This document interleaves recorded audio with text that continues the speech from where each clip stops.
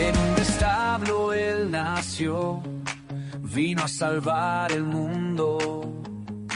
El primer paso él dio para acercar su reino.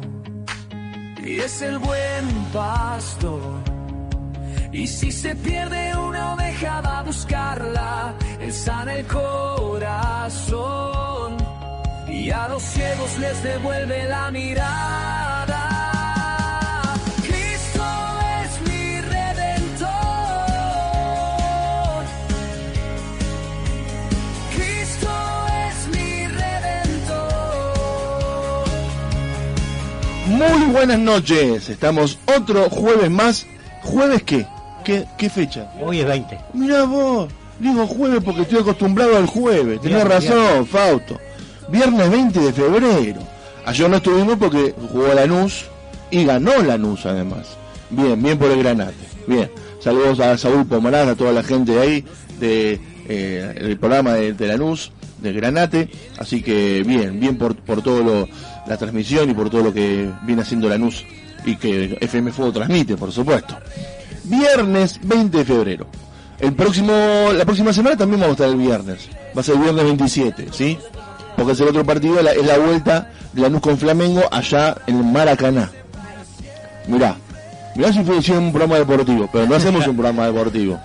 Es el programa de la Iglesia del Redentor, la Iglesia Bautista del Redentor. Bienvenido, José. ¿Cómo estás, José? Gracias, no, para mí es un placer volver de nuevo. Qué grande. Y realmente la estamos pasando muy lindo, gracias.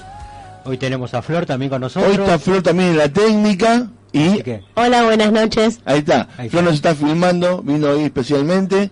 Entonces, en la técnica tenemos a Flor filmando y a Fausto, el capo del mundo. Ahí siempre, Fausto ahí. En los controles, como siempre, hace maravillas Fausto con los controles. Bueno, hoy estamos otra semana más, programa número 48, señor. 48. No, eso no me digan interpretación de los sueños de la quiniela. Eso no va. El 14 el borracho fue la que me diga. Sí, 48. En dos programas hay que hacer algo. Hay que festejar en los 50. Bueno. Programa número 50, algo tenemos que hacer. Alguna celebración, algo. ¿Qué le parece? Y ya cumplido para cumplir un año. Estamos ahí. Gracias a toda la gente que nos escucha, que nos manda mensajitos. Nos pueden mandar mensajitos al 15 55 08 18 10. 15 55 08 18 10. Ahí por WhatsApp. Y, por supuesto, si lo están viendo por el grupo de la iglesia, el Facebook, Iglesia del Redentor, también pueden mandar mensajitos por ahí. Mira, ya se está conectando. Mira, está Rubén Fernández. Hola Rubén, ¿cómo andás? Nelly, buenas noches, buen hermano. Nelly Palafioriti también. Tina también nos está mirando, que grande Tina. Sarita Pereira, un saludo grande para todos ellos. Así que gracias por estar ahí. Quédense, no nos abandonen ahora, Quédense en el programa de la Iglesia del Redentor. Hoy vamos a tener un programa muy lindo. Vamos a arrancar con una canción ahora bien potente. Y vamos a tener el informe de la Iglesia Perseguida. En este día nos toca Siria. Bajale el volumen a esto. Ahí estamos. Nos toca Siria hoy, país número 6. La Iglesia Perseguida, un país que subió muchas posiciones del año pasado hasta ahora, a este año. Hay muchos conflictos en Siria con lo que está pasando con los cristianos. Tenemos unas reliquias cristianas, ¿sí? Un americano que fue a vivir a Costa Rica, que se casó con una brasileña, que cantó en castellano en Ecuador. Rarísimo. Del año 80. Mirá, no era una cosa de loco. Sí, claro. Norteamericano. Kent Leroy. Hoy es pastor y está pastoreando en la iglesia, pero vamos a escuchar una canción de él y también vamos a ver un informe sobre la biografía de Policarpo, aquel discípulo del apóstol Juan, ¿sí? Uno de los primeros padres de la iglesia del primer siglo. Vamos a ver un poquito lo que pasó con él y cómo fue martirizado, ¿no? Uno de los primeros cristianos post Jesucristo, digamos, después de los apóstoles, que sabemos que fue martirizado porque está documentado. Así que bueno, vamos a comenzar con una canción, como siempre. El grupo se llama Sal, no por salir, sino por la sal, ¿no? Jesús dijo que seamos sal de la tierra y luz, ¿no? El grupo se llama Sal. El tema se llama La Hora. y habla sobre la crucifixión. Vamos a escuchar entonces, el grupo se llama Sal, la canción se llama La Hora, vamos a escucharla.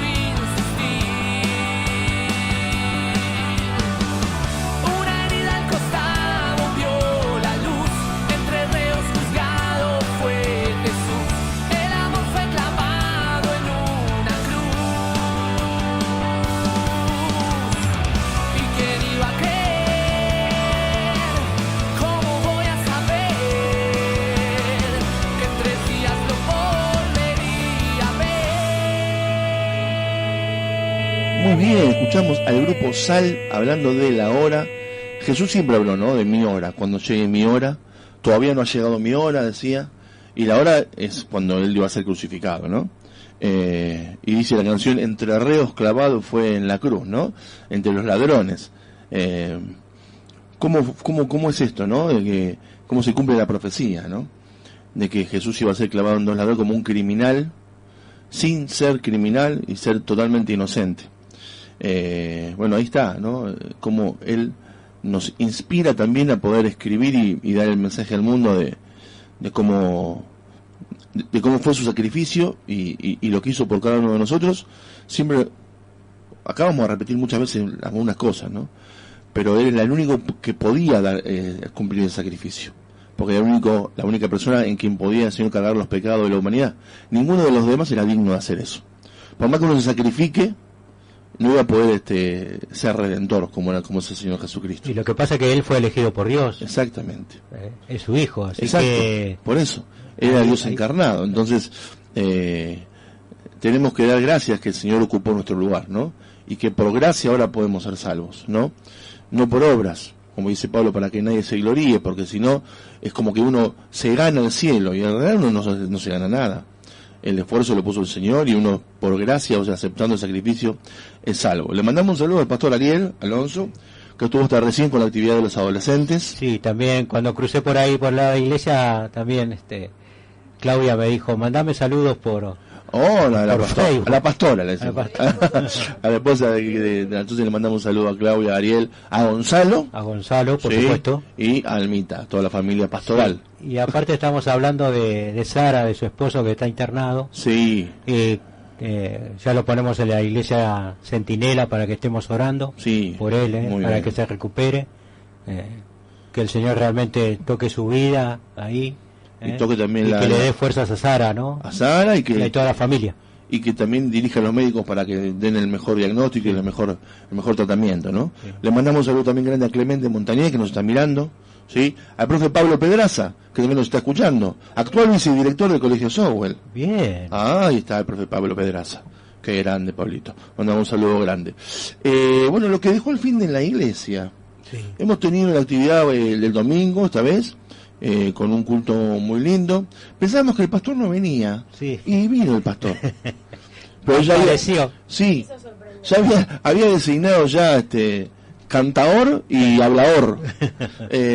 Acá José dirigió la alabanza y a mí me tocó llevar la palabra. Y no pensamos, ya apareció el pastor. Y dije, ahora que apareciste, ya, bueno, andamos. No, ya está designado. Bueno. Así que hemos tenido un culto muy lindo con canciones que alababan el nombre del Señor, canciones lentas, canciones rápidas. Vienen que algunos dicen, las de alabanza son rápidas, las de adoración son lentas. Eso podría ser así, pero podría no ser así. Todas las canciones son alabanza y en todas esas adoramos al Señor. Siempre decimos nosotros que vengamos con un corazón dispuesto, ¿no? Exactamente. El corazón dispuesto para adorar y alabar a nuestro Dios. Por eso siempre le decimos a las personas que vengan a adorar al Señor. Estamos los domingos a las 7 de la tarde ahí en Murature 757, entre Amberes y Bolonia, Banfield Oeste, Villa Centenario, Iglesia Bautista del Redentor. Si vienen de Lanús, se toman el 283 o el 271, el 283 B2 y el 271. Y si vienen de Lomas, se pueden tomar el 550, la L, y los tres los dejan en la misma cuadra, Amberes y Plumerillo, o Bolonia y Plumerillo, y caminan una cuadra hacia adentro y encuentran la iglesia. Y si vienen, no sé, del Parque de Lomas, se toman el 20 y bajan en Mayo Bravo y Tatí, 2 cuadras. Caminan una hasta Plumerillo, otra hasta Murature, y ahí estamos nosotros. Todos los domingos a las 7 de la tarde, ahí dando culto al Señor. Y vamos a adorar a Dios. Y la vida del cristiano tiene que ser una vida de adoración, que no solamente es cantar, ¿no? Una vida tiene que dar servicio a Dios y adorar. Así que hemos tenido ese hermoso culto, con muchas alabanzas. Le dirigió acá a mi hermano José. Algunas muy modernas, que tienen como 40 años. Ese que no la mandé la otra, ¿no? No, porque... Tiene 60. Sí, pero yo sigo insistiendo. Hay canciones que tienen muchos años, que tienen mucho contenido bíblico y mucha doctrina, y que por ahí la música es un poco vieja, sí, pero si se ayorna, se puede seguir cantando, porque no están desactualizadas esas canciones. No, y aparte de todo eso, cuando hablamos de la palabra, seguimos hablando del compromiso, ¿no? Y acá nuestro hermano Hernán también nos habló de eso, ¿no? Estuvimos hablando del compromiso. Venimos hablando casi todo el mes. Sí, es el tema que nos está llevando ahora, el compromiso con la palabra, y vimos el pasaje de Juan 7, donde el Señor sufre hostilidad por su familia, cuando tiene que subir a la fiesta de los tabernáculos, sufre también indiferencia de la gente, ¿no? Y Él dice, todavía no es mi tiempo de subir, y Él sube a su tiempo, y ahí podemos ver cómo Él tiene un compromiso con el calendario divino que le da el Señor, de los tiempos que el Señor le marca, de la hostilidad a su familia y cómo se mantiene firme ante los propósitos, y cómo la gente decía, ¿dónde está? Que los judíos lo buscaban, porque los judíos querían matarlo, y cuando lo buscaban decían, ¿dónde está ese? ¿Dónde está aquel? No, con desprecio.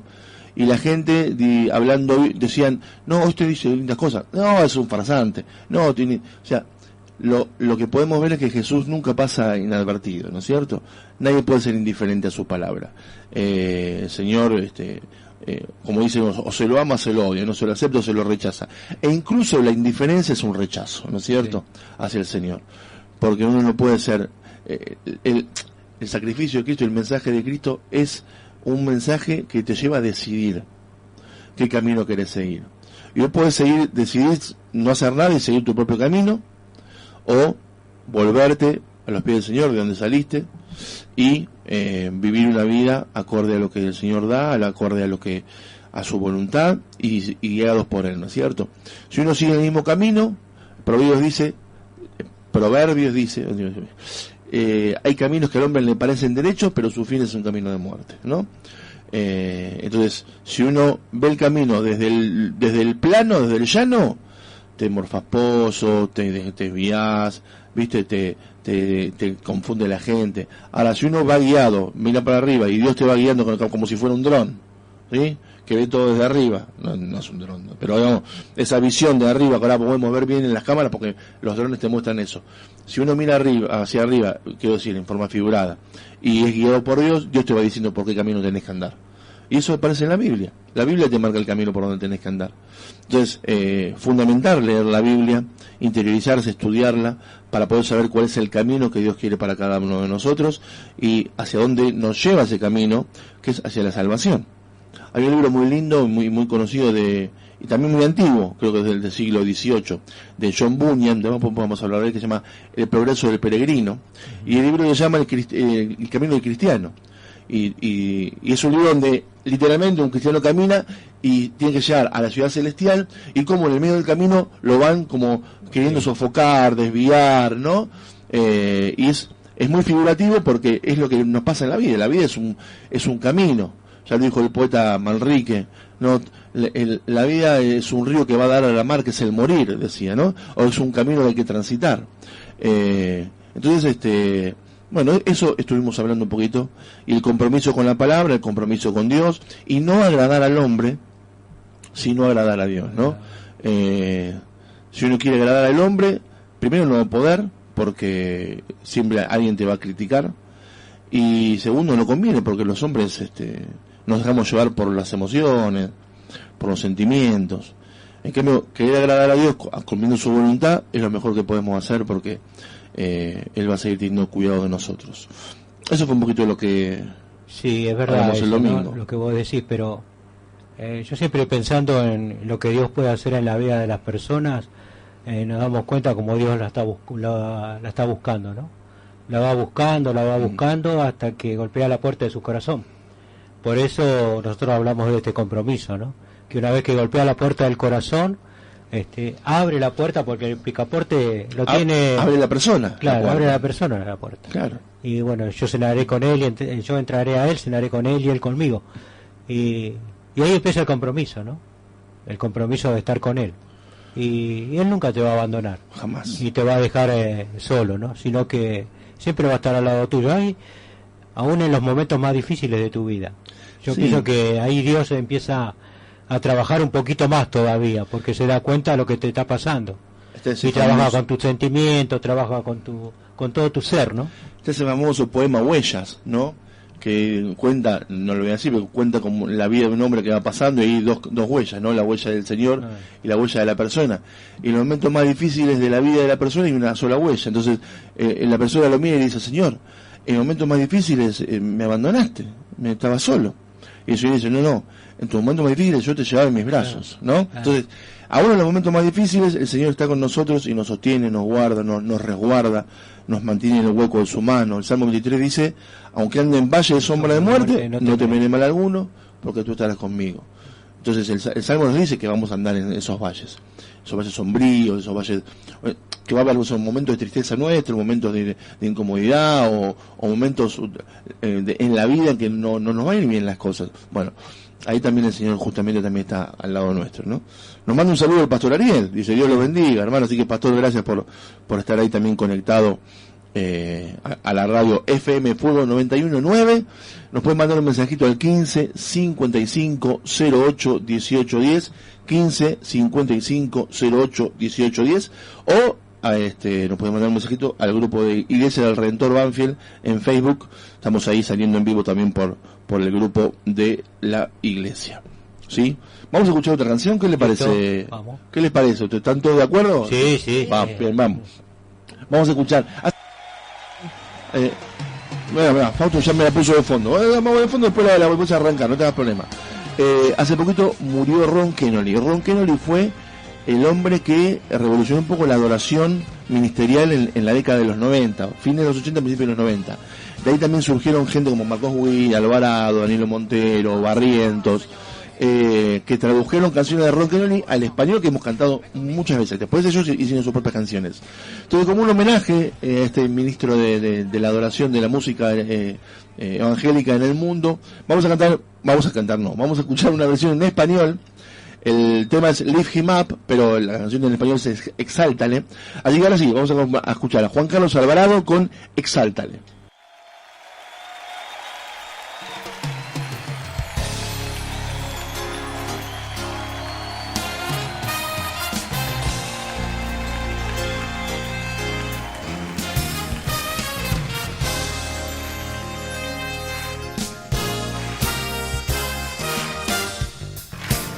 Vamos a alabar al Señor hoy con todas las fuerzas de nuestro corazón. Ven conmigo. Entraré a tu presencia, oh Dios, con sacrificio de alabanza. Con mi canto yo te exaltaré, tu santo nombre adoraré. Te daré toda la gloria, me libraste del temor. Fui creado en tu justicia, tu santo nombre adoraré. Exáltale, su nombre sea exaltado. Exáltale, su nombre hay que adorar. Exáltale, su nombre sea exaltado. Su nombre hay que adorar. ¡Vamos! Exáltale, su nombre sea exaltado. Exáltale, su nombre hay que adorar. Vamos, exáltale, su nombre sea exaltado. Su nombre hay que adorar. Todas las mujeres van a cantar al Señor.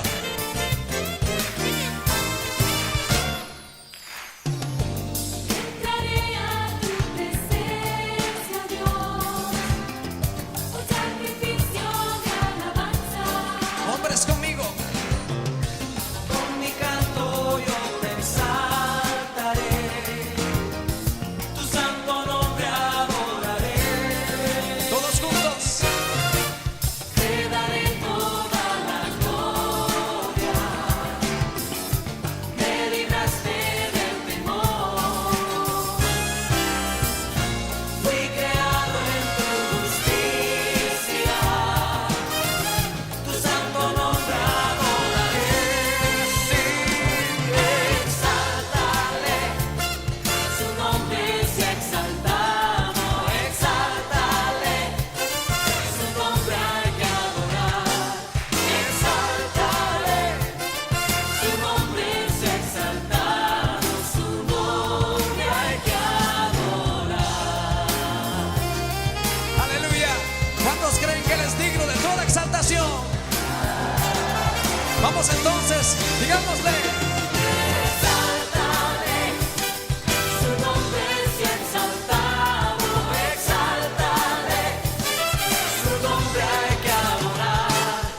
Exáltale, su nombre sea exaltado. Su nombre hay que adorar. Exáltale, su nombre sea exaltado. Exáltale,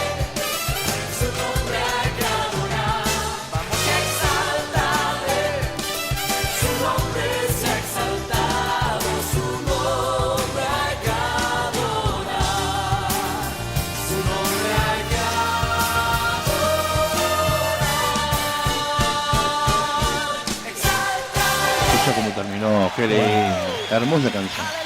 Lift Him Up, Exáltale, ahí por Juan Carlos Alvarado. Homenajeando un poco a Ron Kenoly, ¿no? Solamente haciendo ver que hay personas que Dios pone en nuestro camino también y nos bendicen, ¿no es cierto? Este hombre, este ministro con tantas canciones que hizo, la verdad que ayudó a la adoración en las iglesias. Fue un momento de la transición entre los himnos y las canciones un poco más modernas, ¿no? Que por eso tampoco hay que dejar de cantar himnos, porque también tiene una doctrina impresionante en sus letras, letras largas, letras a veces difíciles de recordar en su totalidad, pero que tiene mucha doctrina. Así que creo que la música cristiana en general hay que saber aprovecharla y conocerla y poder ver bien cuál es el mensaje que está dando, no más allá de la música. Sí, más que nada cuando estamos adorando, Dios se está preparando en nuestro corazón para escuchar la palabra. Totalmente. ¿No es cierto? Y yo pienso que ahí está todo el quid de la cuestión, ¿no? De buscar a Dios a través de las canciones, pero aparte de eso, cuando la palabra llega, es como que ya inundó todo tu ser, ¿no? Y qué bueno que también la misma canción te dé palabra, ¿no? Claro, que esté inspirada en la palabra de Dios para que pueda también ir preparando el corazón de la gente para que el Señor hable a través del siervo que va a hablar en su momento, ¿no? Sea quien sea. Así que escuchamos ahí recién a Exáltale, Juan Carlos Alvarado, que también Alvarado tuvo una vida un poco difícil, ¿no? Tuvo un momento de caída también, donde estuvo un poco separado de la iglesia, volvió después ya renovado, restaurado, y sacó un disco muy lindo, creo que se llama Exáltale, pero no es esta canción, otra canción, que es muy lindo disco, yo lo estuve escuchando, podemos hacer algunas canciones en la iglesia de ese disco. Está muy bueno, suena muy bien. Bien, vamos a hablar de la iglesia perseguida, ¿sí? Como cada jueves, en este caso viernes, la iglesia perseguida en el mundo es un tema que tenemos que tener siempre presente. No es un bajón hablar de esto, es al contrario. Vamos a ver que en todas las épocas de la historia el cristianismo fue perseguido, ¿sí? A excepción de cuando el cristianismo fue perseguidor, pero ya era una cuestión ya del Imperio Romano, ¿no es cierto? En su momento, cuando Constantino se convierte al imperio en cristiano, también empieza a haber mucha política mezclada con el credo, ¿no es cierto? Y ahí se desvirtuó todo. Entonces, pero en todas las épocas el cristianismo fue perseguido. De hecho, la primera nación que se declara cristiana son los armenios. Hay muchos amigos armenios, y en Valentín de Cien hay muchos armenios también, que fueron la primera nación cristiana y que fueron perseguidos, incluso tuvieron un genocidio muy grande en 1915, en plena guerra mundial, en plena Primera Guerra Mundial, por mano de los turcos, que todavía los turcos no reconocen, y fue un gran pueblo, que fue el primer pueblo de declararse cristiano en el año 300 y pico después de Cristo. Así que hoy tenemos 388 millones de personas cristianos en el mundo que están siendo perseguidos. Hay más o menos unos 2.400 millones de personas que son cristianos y 388 son perseguidos, y en muchos casos con mucha intensidad, en muchos casos con pena de muerte casi. Decir que uno es cristiano abiertamente te lleva a la muerte. Y estamos viendo ahora los primeros países, los más peligrosos. Vimos Corea del Norte, vimos Yemen, vimos Eritrea la semana pasada, vimos Sudán, y hoy vamos a hablar de Siria. Siria, un país que subió como 8 posiciones del año pasado a esta parte. Está entre los 10 primeros países más peligrosos para el cristianismo. Un país que está al norte de Israel, ¿sí? Tiene límite con Irak, con Jordania. Está ahí Siria, ahí el toque. Es más, yo no sé si tiene parte de lo que era ciertos lugares importantes para el cristianismo, como la cueva de Macpela, donde está enterrado Abraham, por ejemplo, está en Siria ahora. Entonces, es un lugar muy complicado para el cristianismo, y vamos a escuchar un poquito el informe que Puertas Abiertas, que es la entidad en la cual tomamos información, hace un informe muy serio cada año, pone un puntaje de 0 a 100, el máximo es Corea del Norte, que tiene 97, Siria está en el puntaje 90, ¿no? Y en este caso el islamismo y la dictadura están haciendo mella en los cristianos y está torturando, martirizando y queriendo que el cristianismo se acabe. Así que vamos al informe de la iglesia perseguida, país número 6, Siria.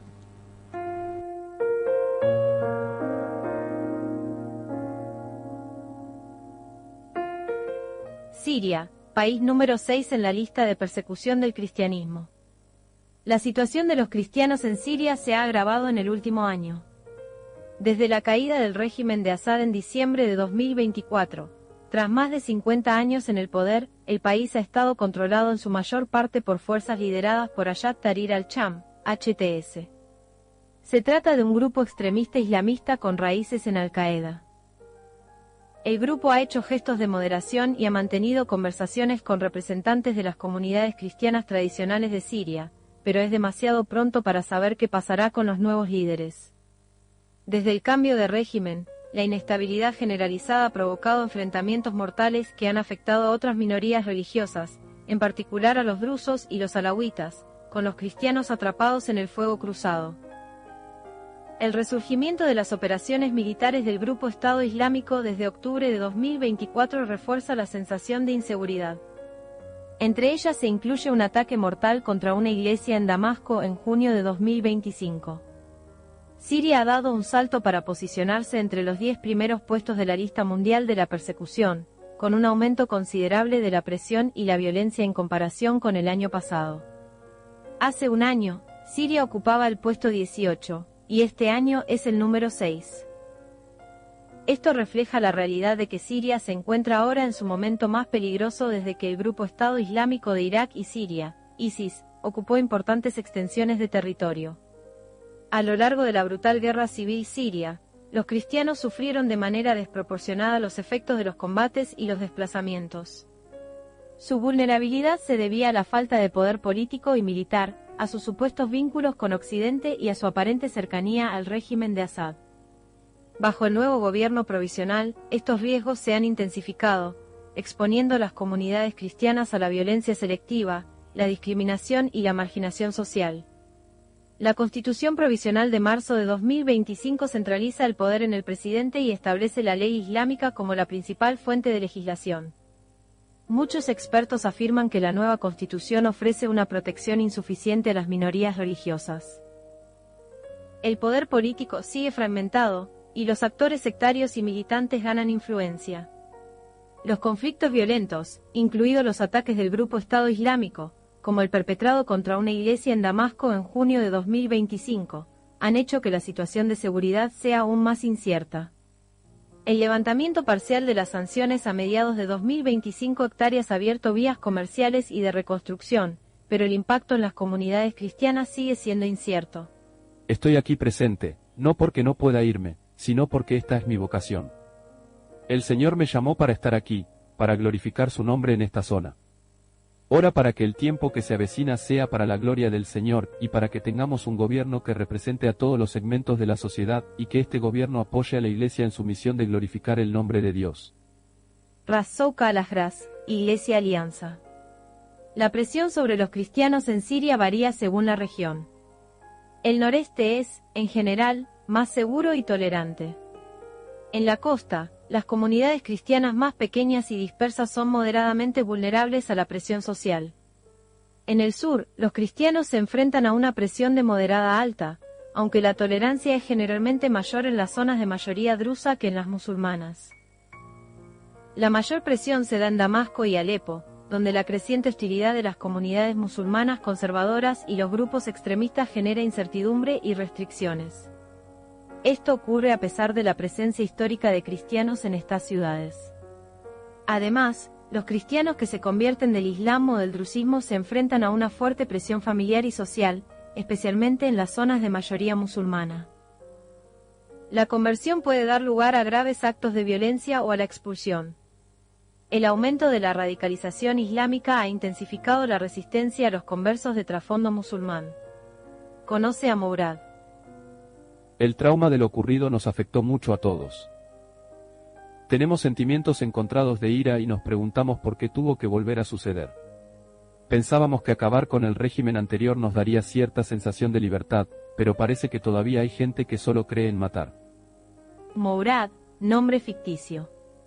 Es responsable del trabajo de colaboradores locales de Puertas Abiertas en Siria, tras el ataque a la iglesia de Damasco en junio de 2025. Puertas Abiertas trabaja a través de colaboradores locales e iglesias en Siria para ayudar a fortalecer a los creyentes mediante la distribución de Biblias y literatura cristiana, la formación de discipulado, la atención postraumática, la ayuda humanitaria, los microcréditos y otras ayudas socioeconómicas. Motivos de oración. Tras la caída del régimen de Assad, muchos cristianos viven en una incertidumbre constante. Ora para que los creyentes se apoyen en Dios como su roca eterna, Isaías 26, 4. Ora por los conversos de trasfondo musulmán, para que encuentren amor y compañerismo incluso cuando se enfrentan al rechazo de sus familiares y amigos. Ora por las víctimas del atentado contra la iglesia de Damasco, para que sus heridas se curen y sientan la cercanía de Dios mientras deciden la mejor manera de vivir su fe. Una oración por Siria. Señor, el pueblo sirio ha pasado por muchas cosas, y tu pueblo ha soportado pruebas y tribulaciones sin fin. Y ahora, Dios, vemos cómo se enfrentan a un futuro muy incierto, sin saber qué supondrán para ellos los nuevos líderes y los nuevos regímenes, incluso cuando la realidad se ha vuelto aún más peligrosa. Dios, te imploramos que traigas tu paz perfecta a Siria. Ayuda a los nuevos líderes a reconocer cómo los cristianos sirios han formado parte del tejido de la región desde la época de Cristo. Señor, tú trajiste a Pablo cuando viajaba a Damasco, la capital de Siria. Oramos para que repitas este milagro en nuestros días, alcanzando incluso los corazones de aquellos que más se oponen a ti. Te pedimos estas cosas en el nombre de Jesús. Amén. Muy bien, escuchamos entonces el informe de la iglesia perseguida y bien los motivos de oración, ¿no? Orar por los atentados de la iglesia en Damasco, el pueblo donde Pablo se convirtió, en aquel viaje cuando iba a encarcelar cristianos, el Señor se le apareció con una luz y el apóstol Pablo se convirtió y después nos dejó tantas cartas con tanta doctrina, como los convertidos de trasfondo musulmán son por su familia son discriminados. Y ahí me acordaba lo que había pasado con Jesús en la fiesta de los tabernáculos, ¿no? Que dice el versículo 5, ni aun sus hermanos creían en él, ¿no? Después sí, la Biblia menciona 4 hermanos, Judas, Marcos, Simón, Santiago. Judas, Santiago y otro más que no recuerdo. Y después sabemos que en el Pentecostés, que Lucas nos cuenta que estaba la madre y los hermanos de Jesús que recibieron el Espíritu Santo. De hecho, Santiago pudo ser columna de la iglesia, ¿no? El apóstol Santiago, el hermano de Jesús, Santiago, y escribió una carta, igual que Judas también escribió una carta que tenemos en la Biblia. Pero a estas personas les pasa lo mismo que le pasaba a Jesús. Son discriminados por su familia, son echados de sus casas, todo por seguir a Cristo. Claro, el mensaje de Cristo divide, porque no puede ser, no es tomado a la ligera. Por eso el trasfondo musulmán o incluso los mismos judíos, ¿no?, oyen el mensaje de Jesús, porque no pueden comprender, ¿no?, recibir algo por gracia. Hay que orar por ellos para que el Señor toque sus corazones, para que puedan entender que ellos también pueden ser salvos y que pueden recibir la gracia del regalo de Jesús de la vida eterna. Ahí pasaba el informe de la iglesia perseguida. Recordá, hay 388 millones de cristianos perseguidos en el mundo por causa de Cristo. Es el credo más perseguido en el mundo, el cristianismo, ¿sí? Ahí en los países que estamos viendo, por cuestiones políticas, por cuestiones de dictadores, por cuestiones religiosas. Y en Occidente, el que tenemos ridiculizado, ¿sí? Porque dicen que somos retrógrados, porque pensamos diferente, porque decimos que no a ciertos valores que actualmente pueden tomarse como algo bueno, ¿no? Entonces, en algún punto, uno siempre es perseguido. No al punto de la muerte, ¿no es cierto?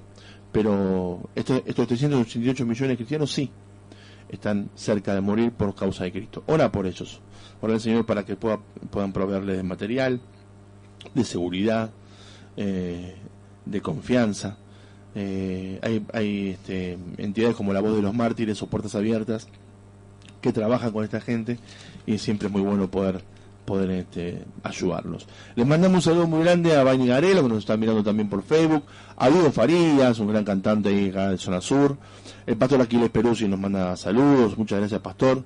Ya lo vamos a invitar de nuevo para que tenga un buen mensaje y comparta con nosotros el programa.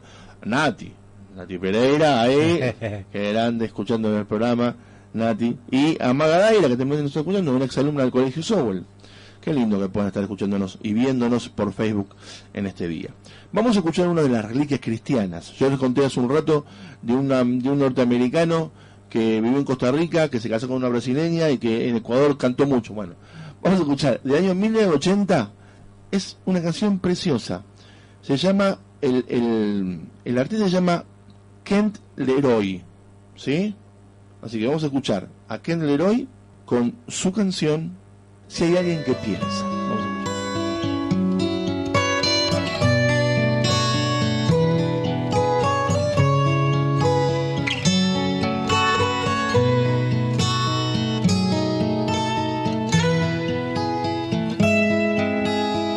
Si hay alguien que piensa, si hay alguien aún, quiero entonces saber si me puede decir quién es este hombre Jesús.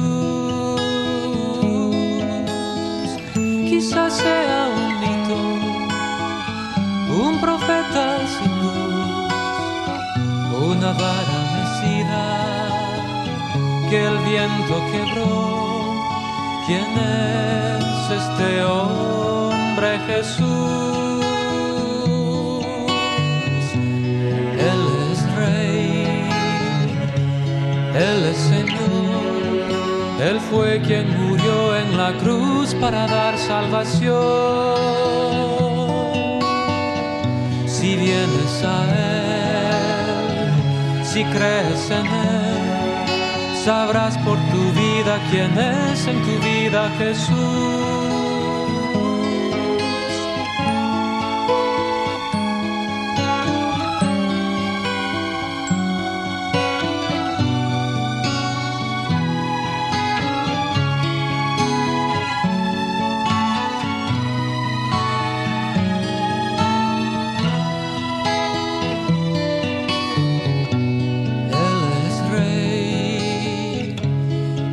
Señor, Él fue quien murió en la cruz para dar salvación. Si vienes a Él, si crees en Él, sabrás por tu vida quién es en tu vida Jesús.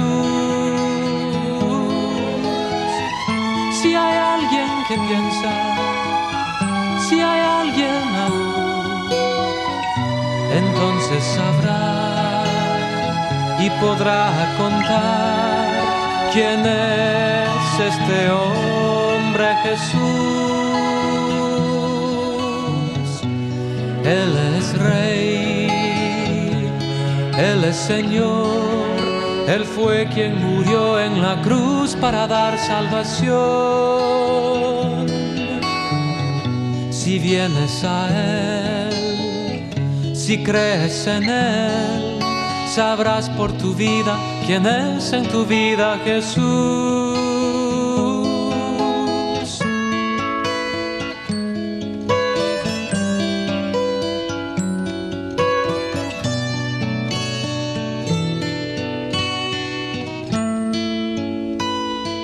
Escuchamos entonces a Kent Leroy con Si hay alguien que piensa, ¿no? ¿Quién es este hombre Jesús, no? Él es Rey, Él es Señor, dice la canción, y es lo que queremos nosotros, ¿no es cierto? Y también lo quería Policarpo, ¿no? Policarpo, que tiene muchos dedos, diríamos, las palabras esas, ¿no? Los huesos son el carpo, el metacarpiano. No voy a hablar de biología porque no es mi métier. Claro, no, me meto en embrollos. Pero Policarpo fue, según la tradición, discípulo del apóstol Juan, directo, y tuvo un final de mártir, ¿no es cierto? en el primer siglo, cuando mataban a cristianos en el circo romano, en todo eso, pero dejó una carta escrita, no es parte de la Biblia, por supuesto, no es inspirada por Dios, pero hay una carta que le escribe a una iglesia en Éfeso también, es el único documento que se encuentra de Policarpo, y fue uno de los primeros padres de la iglesia primitiva, ¿sí? después de la muerte de los discípulos. Así que vamos a escuchar entonces un poco de la biografía de uno de los primeros padres, Policarpo. Aunque desde muy joven fue cristiano, solo hasta el final de su vida fue perseguido y ejecutado. Su muerte es el primer martirio registrado con detalle en la historia de la Iglesia posterior al Nuevo Testamento. Policarpo vivió durante la era más formativa de la Iglesia, al final de la era de los apóstoles originales, cuando la Iglesia estaba haciendo la transición a la segunda generación de creyentes. La tradición dice que Policarpo fue discipulado por un apóstol y que fue nombrado en el ministerio por uno de los 12 discípulos de Jesús. Si bien es poco o nada lo que sabemos acerca del testimonio final de Ignacio, de quien tenemos un video que dejaremos en la descripción, sí tenemos amplios detalles acerca de su amigo Policarpo, cuando le llegó su hora, casi medio siglo más tarde de la muerte de Ignacio. Discípulo del apóstol Juan. Policarpo nació probablemente hacia el año 69 después de Cristo. No se conocen muchos detalles acerca de su infancia y juventud, tampoco la fecha o detalles de su conversión. Posteriormente, tanto Ireneo, que en su juventud lo escuchó hablar, y Tertuliano registraron que Policarpo había sido un discípulo de Juan el apóstol. Jerónimo escribió que Policarpo fue un discípulo de Juan y que el mismo Juan le había ordenado líder de la iglesia de Esmirna. En sus últimos años, Policarpo trató de resolver disputas sobre la fecha para celebrar la Pascua y se enfrentó a uno de los herejes más problemáticos de la iglesia, Marción, a quien llamaba el primogénito de Satanás. Policarpo también fue responsable de traer al cristianismo a muchos gnósticos. Su único escrito existente, una carta pastoral a la iglesia de Filipos, muestra que tenía poca educación formal, que era modesto, humilde y directo. Confrontación con Roma. Corría el año 155 después de Cristo, y aún los cristianos no eran perseguidos masivamente. A los cristianos no se les buscaba, pero si alguien les delataba y se negaban a adorar a los dioses romanos, les castigaban. Policarpo ejercía su ministerio en Esmirna cuando un grupo de cristianos de la ciudad fue acusado y condenado por los tribunales. Antes de ser asesinados, se les aplicaron los más dolorosos castigos, pero ninguno de ellos negó su fe, pues descansando en la gracia de Cristo tenían en menos los dolores del mundo. Por fin le tocó el turno a un anciano cristiano llamado Germánico de presentarse ante el tribunal, y cuando se le dijo que tuviera misericordia de su edad y abandonara la fe cristiana, Germánico respondió diciendo que no quería seguir viviendo en un mundo en el que se cometían las injusticias que se estaban cometiendo ante sus ojos, y uniendo la palabra al hecho, incitó a las fieras para que le devorasen más rápidamente. El valor y el desapego de Germánico enardecieron a la multitud, que empezó a gritar que mueran los ateos, es decir, los que se negaban a creer en los dioses romanos. Y finalizaron la arenga diciendo que traigan a Policarpo. Huyendo de Roma. Cuando Policarpo supo que se le buscaba y ante la insistencia de los miembros de su iglesia, salió de la ciudad y se refugió en una finca en las cercanías. A los pocos días, cuando los que le buscaban estaban a punto de dar con él, huyó a otro lugar. Pero cuando supo que uno de los que habían quedado atrás, al ser torturado, había dicho dónde se escondía, él, el anciano Policarpo, decidió dejar de huir y resistir las consecuencias. Cuando Policarpo escuchó que los funcionarios romanos venían a arrestarlo, quiso esperarlos en casa, pero mientras estaba allí en oración, recibió algún tipo de visión. Lo que sea que viera o escuchara, no lo sabemos. Simplemente informó a sus amigos que ahora entendía, debía ir a la hoguera. Los soldados romanos finalmente descubrieron el paradero de Policarpo y llegaron a su puerta. Cuando sus amigos lo instaron a huir nuevamente, Policarpo respondió, hágase la voluntad de Dios, y dejó entrar a los soldados. A juicio.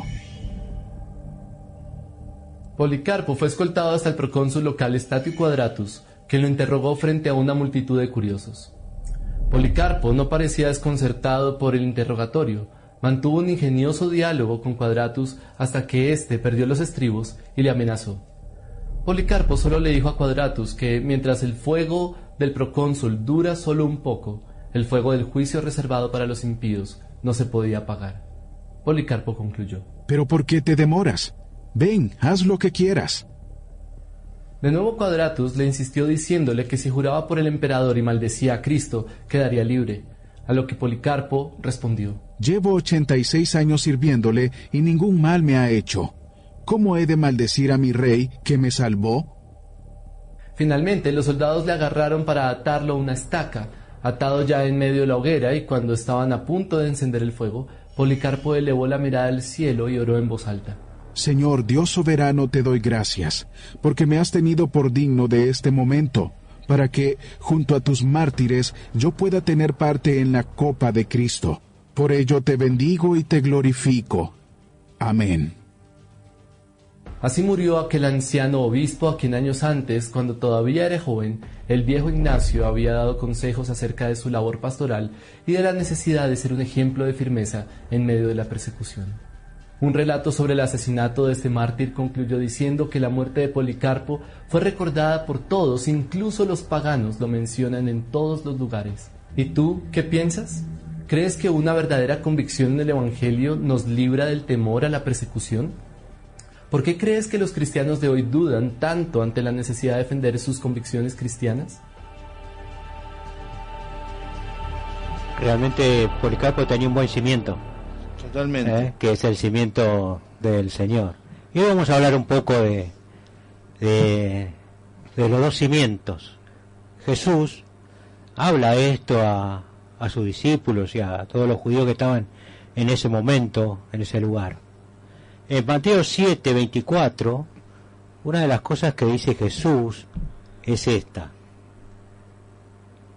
cualquiera pues que me oye estas palabras y las hace, le compararé a un hombre prudente que edificó su casa sobre la roca.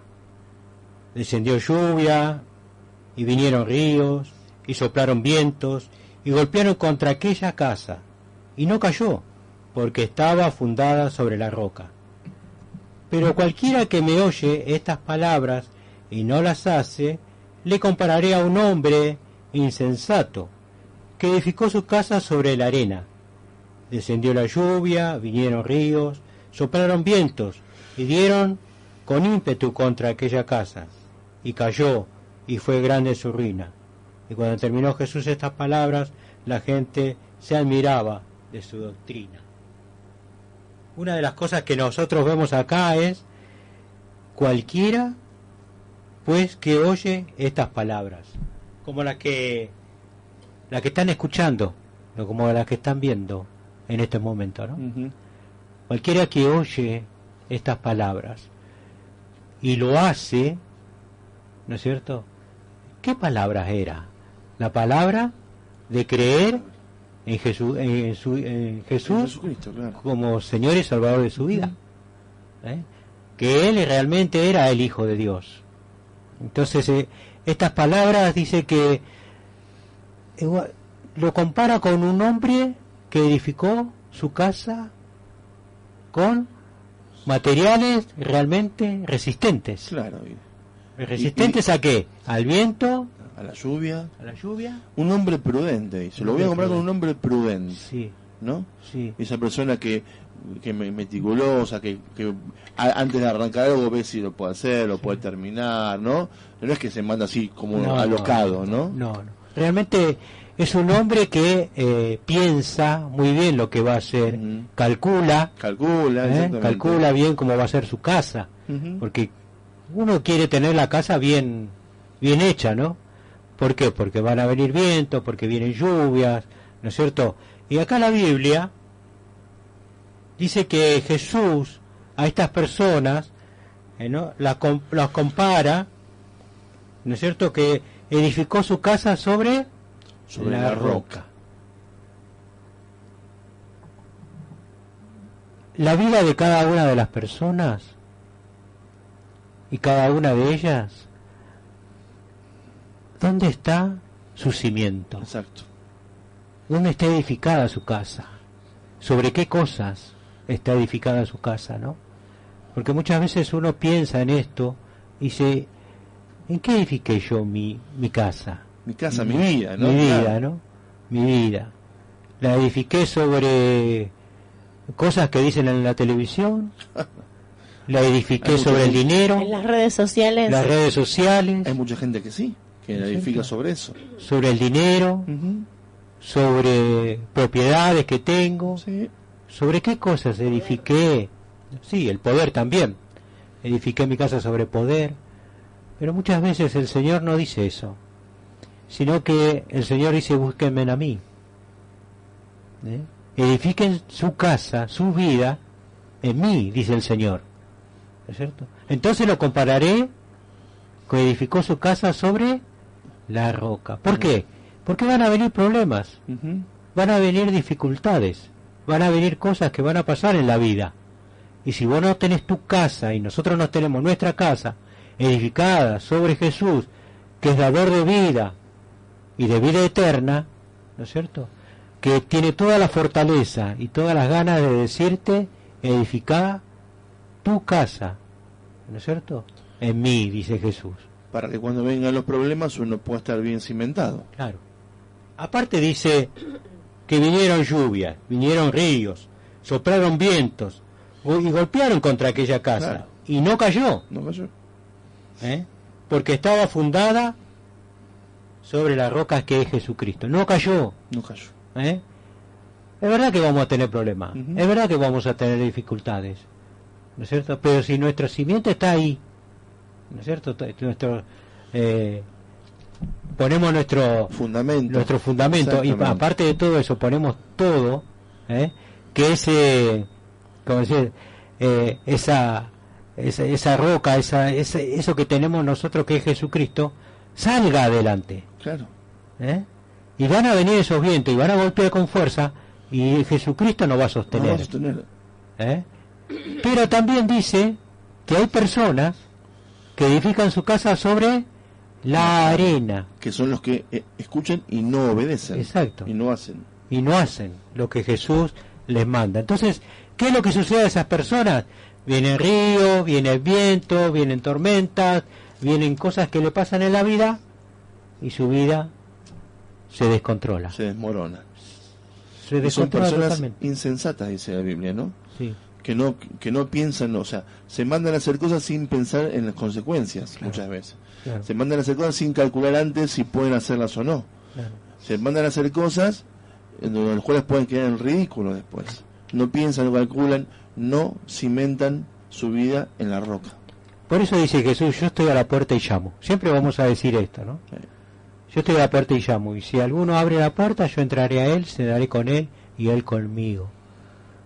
Que esta noche puedas decir: yo quiero cimentar mi vida con Jesús.